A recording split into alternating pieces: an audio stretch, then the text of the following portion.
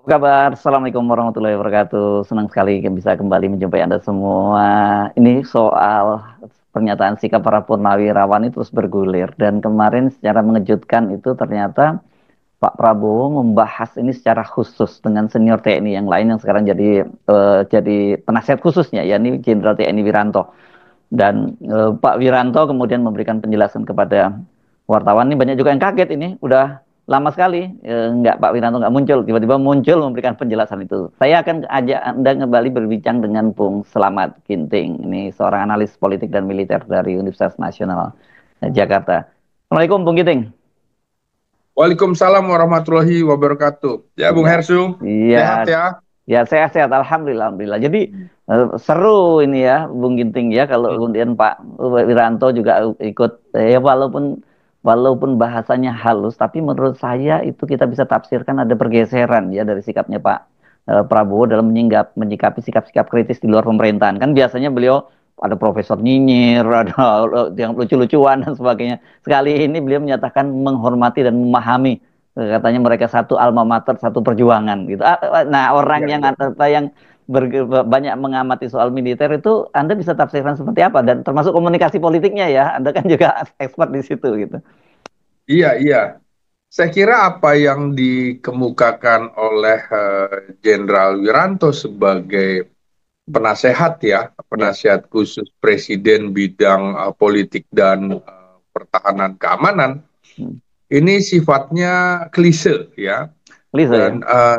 normatif. Hmm. Nah, misalnya begini. Presiden memang menghormati dan memahami pikiran-pikiran itu karena kita tahu para purnawirawan ini satu alma mater gitu, satu perjuangan, satu pengabdian.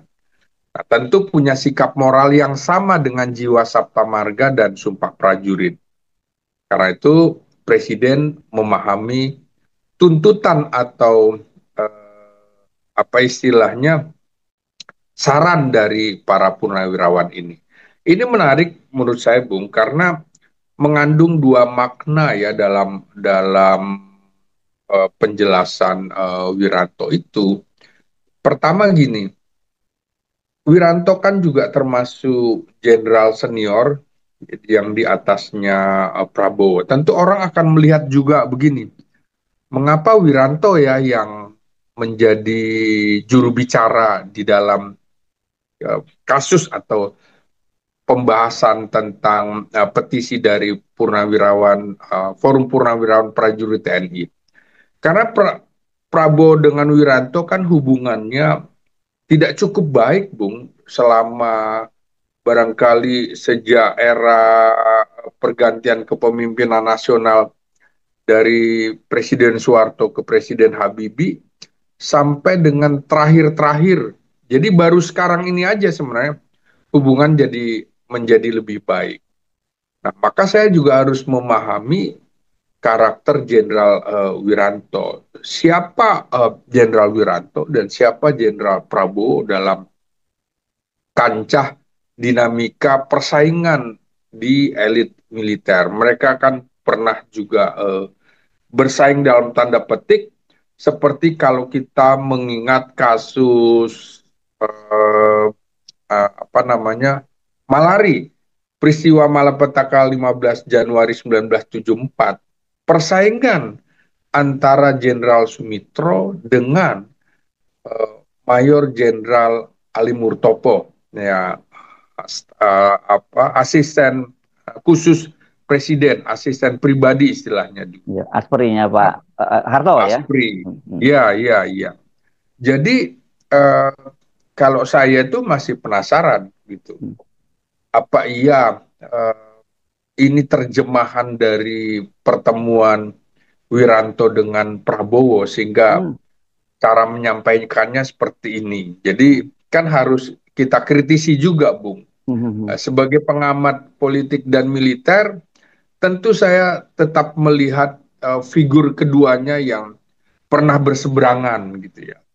Bahkan para purnawirawan ini juga berseberangan dengan Wiranto dalam beberapa sikap dulunya tentang posisi Jokowi. Wiranto ini kan sangat dekat dengan Jokowi sejak pertama, Bu.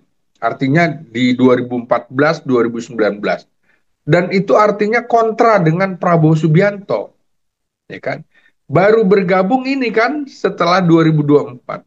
Jadi posisi Wiranto, posisi Agung Gumelar, posisi Hendro Priyono, jenderal-jenderal senior itu, kan bertolak belakang dengan Prabowo Subianto. Maka menarik dari sisi komunikasi politik, mengapa Wiranto yang kemudian dijadikan juru bicara. Padahal ada banyak yang lain. Ya, penasehat yang bisa bicara kan juga misalnya penasehat khusus bidang yang terkait dengan pertahanan ada Jenderal Dudung Itu Abdurrahman. Rahman ya. Ada Menteri Pertahanan Jenderal Safri Satu. Samsudin. Itu juga bisa. Hmm. Atau eh, Herawan yang sekarang justru Mayor Jenderal Herawan yang justru menurut saya unik, tidak ada posisinya di era pemerintahan Prabowo saat ini, atau yang dulu sering menjadi bentengnya Prabowo Subianto, misalnya Jenderal Suryo Prabowo, begitu kan, yang selalu berhadapan-hadapan dengan Wiranto. Jadi menurut saya ini harus kita baca bahwa ada kepentingan-kepentingan Prabowo Subianto, mengapa kemudian Wiranto yang dikemukakan, artinya ditampilkan. Wiranto kan identik juga dengan Jokowi, dan itu belum bisa lepas sampai saat ini. Belum pernah ada pernyataan kontra dari Wiranto terhadap Jokowi. Beda soal kalau itu yang ditampilkan Jenderal Suryo Prabowo, begitu kan, yang memang kritis terhadap Jokowi sejak 2014, 2019, begitu sampai sekarang bahkan seperti itu. Jadi jelas posisi orang yang menjadi juru bicara. Tapi begitu Wiranto, orang akan melihat, oh ini berarti Prabowo sedang melakukan tes ombak dari pernyataan-pernyataan Forum Purnawirawan Prajurit TNI ini melalui Wiranto. Reaksinya seperti apa kalau Wiranto yang tampil? Saya kira para purnawirawan penanda tangan ini juga akan melihatnya begini, Bung Hersu. Oke lah, itu sebuah tanggapan. Tapi ini sebenarnya tanggapan jalan di tempat. Saya yakin mereka akan melakukan rapat lagi dan mengeluarkan pernyataan jawaban dari pernyataan Wiranto ini. Jadi siapa nih akan ada para purnawirawan maksud Anda? Iya, para purnawirawan penanda tangan ini saya kira akan dalam waktu dekat, entah hari ini, entah esok begitu. Saya kira cara berpikir mereka cukup cepat kok. Ya, karena proses untuk mendapatkan 300-an tanda tangan ini kan juga butuh waktu sekitar 1,5 bulan. Maka kalau hanya pernyataan ini saja, saya kira hari ini atau besok juga kemungkinan mereka akan membuat statement menanggapi pernyataan Wiranto. Nah, memang kalau bicara jiwa Sabta Marga dan Sumpah Prajurit, itu kan sesungguhnya selaras dengan apa yang dituntut mereka di poin pertama.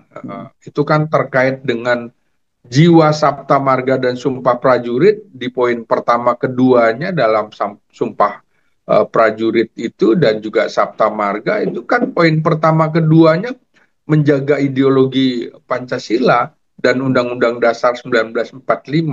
Maka selaras kalau dalam pikiran mereka dengan tuntutan poin pertama mereka untuk kembali ke Undang-Undang Dasar 45. Nah, Wiranto juga mengemukakan memang posisi presiden tak terbatas. Sesungguhnya presiden di Indonesia itu hampir sama seperti raja, Bung. Ya. Karena kalau Wiranto hanya mengemukakan pembagian fungsi trias politika, eksekutif, legislatif, dan yudikatif, presiden di Indonesia ini justru juga punya kewenangan di legislatif, misalnya membuat perundang-undangan bersama DPR. Hmm. ya kan? Kemudian abolisi, amnesti, itu kan juga harus dengan pertimbangan DPR. Lalu kalau gerasi itu juga wilayah yudikatif kan, artinya dia bekerja sama meminta pertimbangan dari Mahkamah Agung. Jadi presiden ini sangat sangat kuat, tapi saya tidak setuju juga dengan ucapan-ucapan yang seolah-olah klise bahwa presiden kan adalah panglima tertinggi TNI. Hmm. Itu harus terus kita luruskan. Saya harus meluruskan. Hmm. Kata-kata panglima tertinggi itu tidak ada dalam Konstitusi 1945 Hmm. maupun UUDS 1950 dulu. Jadi yang ada adalah uh, pemegang kekuasaan tertinggi atas angkatan darat, angkatan laut, dan angkatan udara. Kata panglima tertinggi itu adanya pada saat RIS, Republik Indonesia Serikat. Itu kan memang Belanda memanfaatkan RIS menjadikan presiden tameng untuk menghadapi gejolak-gejolak yang ada di tanah air pada saat waktu itu kita baru selesai menghadapi agresi militer Belanda kedua. Karena itu Bung Karno masih menggunakan kata-kata itu sampai dengan menjelang berakhirnya kekuasaan pada waktu Super Semar kan juga menyatakan presiden garis miring Panglima tertinggi TNI, Panglima tertinggi Angkatan Bersenjata atau Angkatan Perang, garis miring lagi pemimpin besar revolusi. Padahal di dalam Undang-Undang Dasar 45 itu tidak ada.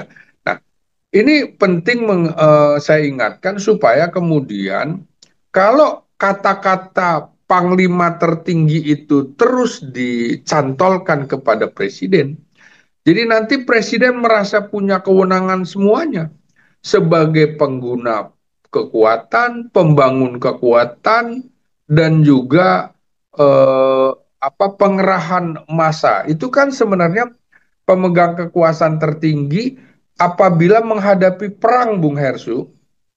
Jadi dengan persetujuan DPR. Nah, jadi kalau tidak, kalau ini terus digaungkan, nantinya dia akhirnya mengurus hal-hal yang tugasnya Panglima dan Kepala Staf Angkatan diambil juga.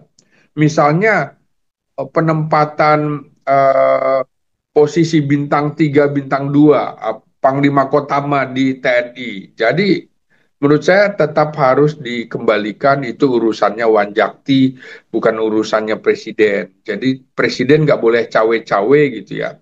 Karena nyaris di era Jokowi itu kalau saya tanya ke beberapa elit militer bintang 4, itu nyaris nggak ada Wanjakti, jadi maunya Presiden Jokowi. Nah, menurut saya Presiden Prabowo jangan lagi mengikuti kesalahan Presiden Jokowi.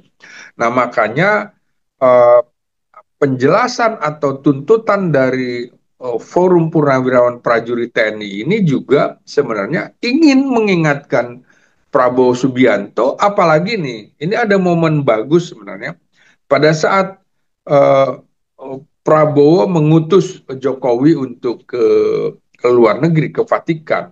Nah, ini kan kesempatan mengingatkan kembali bahwa tidak boleh ada matahari kembar.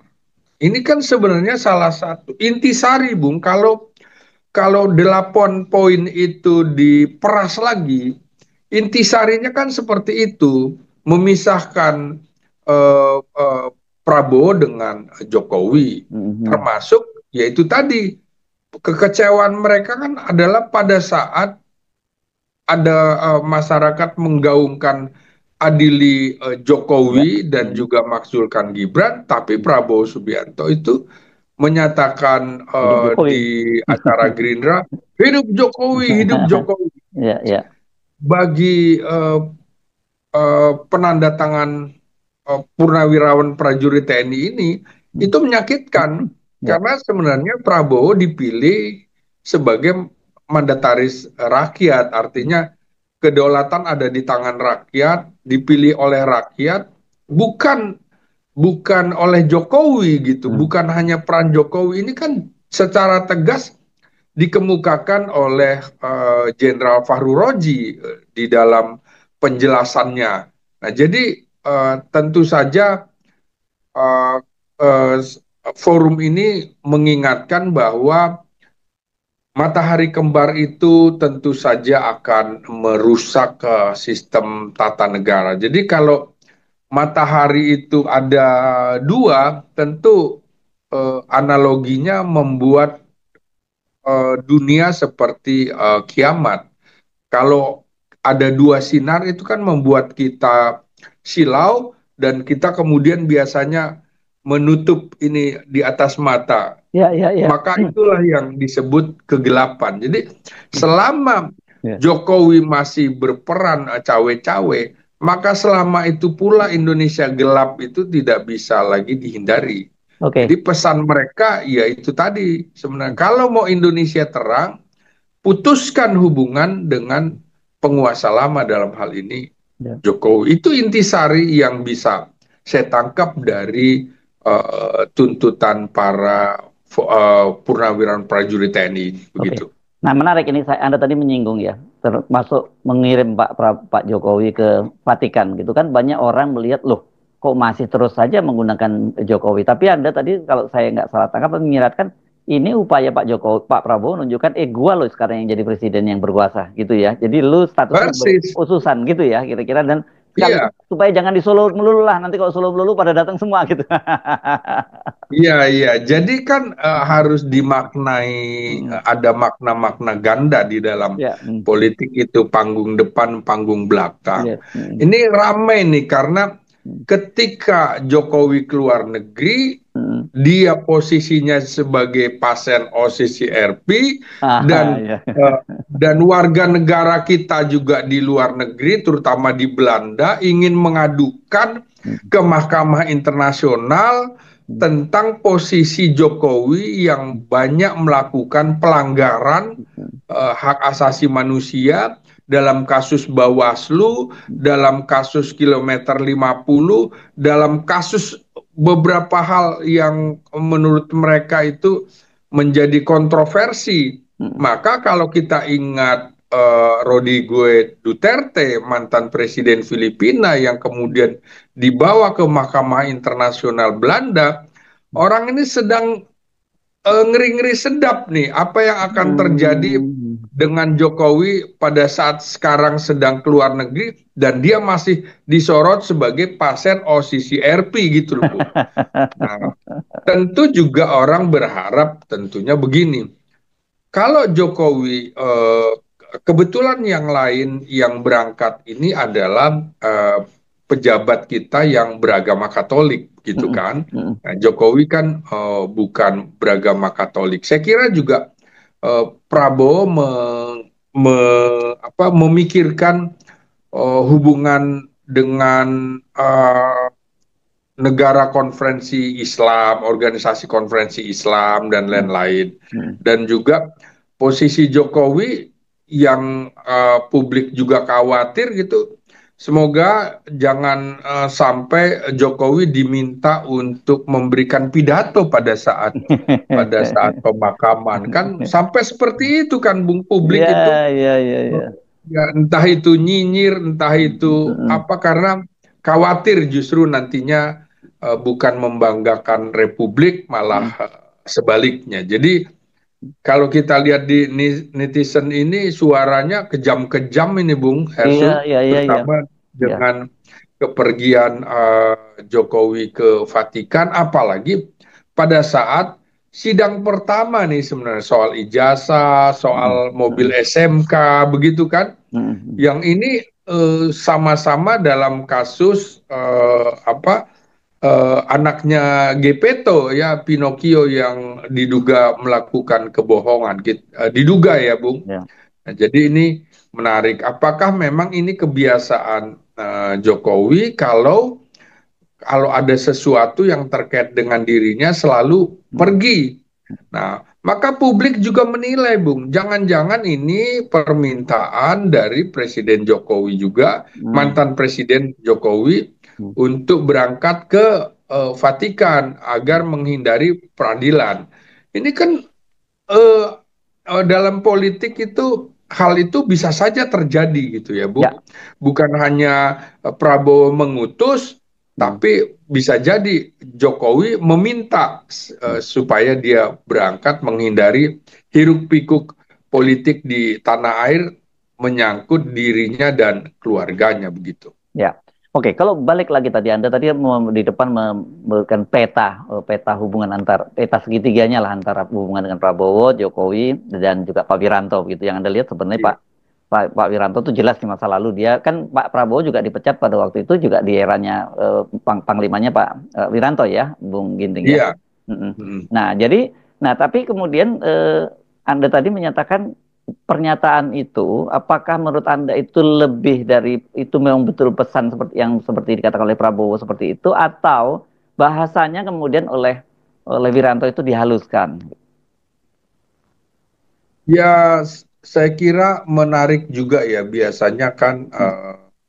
bahasa-bahasanya Prabowo itu kan bahasa percakapan, Bu. Ya, hmm, hmm, Bukan bahasa baku hmm. seperti yang dikemukakan oleh Pak Wiranto, Wiranto. iya, Karena Wiranto dianggap seperti bahasa orang sekolahan begitu hmm, ya. hmm, hmm, Kalau Prabowo cenderung dia menggunakan bahasa-bahasa populer, populis begitu hmm, ya. ya, Kita tentu masih menunggu, Bung, setelah ini hmm, apakah akan ada pertemuan Prabowo dengan penandatangan forum ini? hmm, Karena menurut saya ini akan menjadi bola salju yang akan terus bergulir. Mereka kalau dari tekadnya hmm. akan terus menyuarakan ini, Ya, ditanggapi hmm, ataupun tidak ditanggapi, bahkan kemungkinan juga akan berakhir seperti petisi 50, hmm, artinya mengajak civil society untuk membuat semacam sekumpulan hmm, untuk membuat petisi baru kepada Presiden Prabowo, mengingatkan hmm, soal konstitusi, mengingatkan soal hmm. matahari kembar. Prabowo tidak bisa bekerja dengan baik kalau masih digendoli ya, atau di apa istilah bahasa Jawanya, Apa? di dibebani oleh Oh ya, hmm, Jokowi begitu. hmm, Jadi sebenarnya mereka tetap akan terus mengingatkan untuk kepentingan bangsa dan negara. Termasuk menurut saya soal bagaimana poin ke-8 itu, Bung Hersu, soal meminta mundur Wakil Presiden Gibran Rakabuming Raka. hmm, Nah, ini kan juga ini kita bisa mengingat pada peristiwa turunnya Presiden Soeharto hmm, tanpa harus melalui hak angket hmm, atau hak menyatakan pendapat dan penyelidikan terhadap sebuah kasus, hmm. itu juga bisa saja tanpa Langsung hiruk mengundurkan pikuk diri itu bisa gitu ya. mundur. Ya, ya Iya, mundur. bisa saja mundur. Jadi itu akan lebih baik daripada hiruk pikuk seperti situasi menjelang jatuhnya Presiden Soeharto. Jadi kalau Presiden Soeharto tidak turun, nantinya kontranya Ya, sangat keras sekali, terutama ya, dengan MPR. Nah, ini juga menurut saya situasinya sambil menunggu apa yang ya, akan terjadi nih, Bung, ya. dalam 1-2 hari terakhir ini, termasuk Hmm, posisi Partai Demokrasi Indonesia Perjuangan. hmm, Nah, apakah akan segera melakukan kongres di hmm. saat Jokowi sedang tidak di tanah air? Bisa saja terjadi nih, Bung. Seperti juga kemarin Gerindra tiba-tiba melakukan kongres KLB. luar Ya, biasa ya, begitu ya, ya. ya. Ah, Jadi melihat, saya kira yang dilirik oleh semua partai politik, terutama hmm. Gerindra, Golkar, dan juga PDIP adalah posisi Jokowi, Bung. Jadi Ya, mungkin ya. pada saat lemah Presiden Hmm, Jokowi sedang hmm, ke luar negeri, jangan-jangan hari ini atau besok ada kongres PDIP begitu. Gitu. Ya saya sampai berpikir ke situ karena Ini dalam teori politik kan, konspirasi ya, ini jadinya kesannya ya. ya, jadi dalam politik itu harus sampai yang apa, eh, alternatif